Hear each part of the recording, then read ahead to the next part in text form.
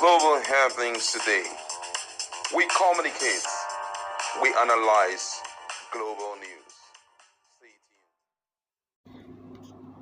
Hello beautiful people, welcome back to our channel. This is breaking is going on right now in PDP Secretariat Abuja. Just a few hours ago, the NWC decided to hold an emergency meeting. Of course, Damagum was there, and the secretary, the factional secretary, Anyan was there. Also, Ode, that happened to be given that authority to become the secretary by the court, was also there. And of course, Wabara was there. The deputy legal advice and the legal advice were also there. It was a case of two factions really coming in, but something unique happened, and I'm going to give full details on that right now. Ode is not finding it funny as everywhere seems to be filled with talks. Now, a fight has broken out at the headquarters of Nigerian People's Democratic Party, PDP, on Wednesday, that's just a few minutes ago. A meeting of the party's board of trustees, that's BoT, is ongoing at the venue. Now, the altercation began when Sunday Udo Koyo, a party chieftain, was denied access to the meeting. Now, the meeting was ongoing with Ambassador Chairman Damagum, acting national chairman, and Anyan seated before the arrival of Udo Koyo. The moment Udo Koyo got into the hall, Senator Adolphus Wabara, BoT chairman, was delivering a speech. Udo Koyo waited for the BoT chairman to finish his speech before going around to greet those on the high table, excluding his rival Anyan. Now, however, Udo Koyo was later forced out of the meeting by suspected talks leading to altercation. It was around this time that journalists were asked to give way for a closed-door session. But Udo Koyo was seen shouting and urging his supporters to prevent his ejection.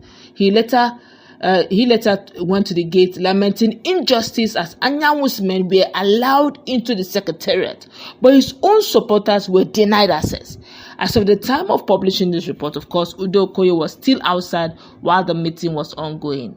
This is getting interesting. We can see we saw him panting there for bread, looking for a way to break in, and it's quite interesting that this is happening. And I must say that PDP has lost the respect. A few days ago we had what a lot of issues coming in still on this issue, and with what we are seeing today, it's a pointer to the fact that PDP is going to be left in shreds if nothing is done about it. Now, what do you think will happen? This is just an emergency meeting, and this is going on. What do you think will happen when the proper BoT meeting plus NWC meeting plus PDP governors forum meeting the next meeting will hold sometime in February?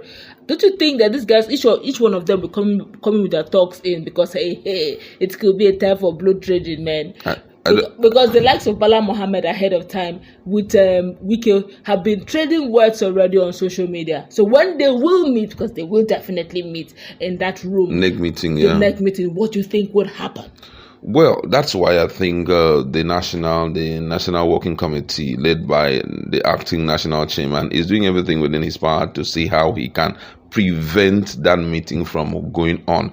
Now, we've heard a lot of things, and there have been top preparation for some other things. This particular meeting is an emergency meeting for BoT.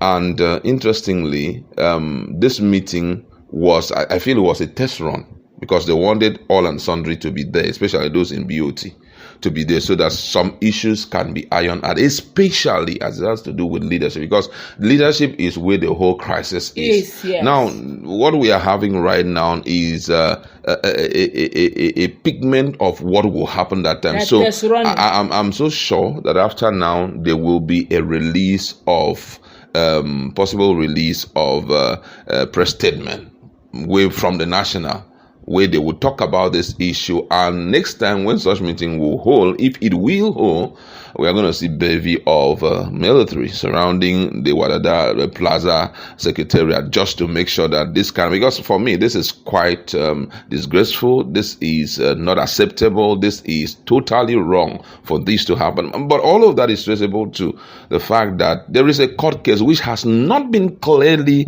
talked about, or clearly a position has not been given to it because of the crisis in the national. Because the person that would have given us the position of things which everybody would have abided by, is actually the national legal advisor. And here the national legal advisor seems to have his own faction. Damagum has his own faction. So immediately the case came up, or the appeal was forwarded to them. That's the judgment was forwarded to them. He says that Samuel Anyanwu should be kicked out. That right now they recognize, that the NWC recognizes Udo Koyo as the rightful national secretary, while Samuel Anyanwu says no, that he had Samuel Anyanwu says no, that he had already gone for appeal in the Supreme Court and also has gotten a stay of execution.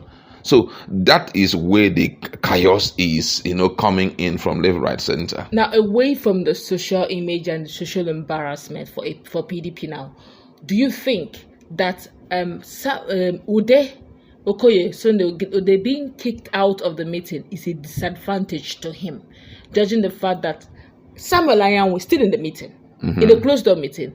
Wabara, the chairman of BoT, is there, and other top stakeholders are there, and they're making a decision that may also affect him, and he's not there to counter and defend himself. What do you think will be the outcome eventually? I feel personally that maybe he may be ousted out. At some point, there'll be some sort of negotiation for peace to reign. Of course, Anyanwu will not be there, while the positioning will not favor him. But what do you think? It's quite very twisted. Twisted in the sense that the court and the legal advisor are the only people that can speak so well on this case. Now, first of all, don't forget that all of this is revolving around that national secretary position, which rightly, based on the provision of the Constitution, if you go out to contest for any post, anywhere in the world, you are supposed to drop any position you are holding, especially when you go beyond the position of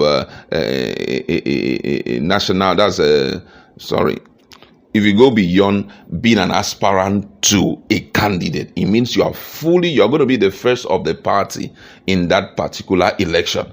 So that was the same thing. He was an aspirant, and successfully he got, the ticket to run for governorship in Imo State. So being the candidate of People Democratic Party, it is provided in the Constitution that if that happens, automatically you have to quit your position. But unfortunately, it seems as though he's not ready to quit the position. Even after he failed in the elections, he refused to quit the position. Well, he didn't fail. He decided to give the whole thing to the APC guy. But however, you have been declared the face of the party in the election. So automatically, you are supposed to quit the position.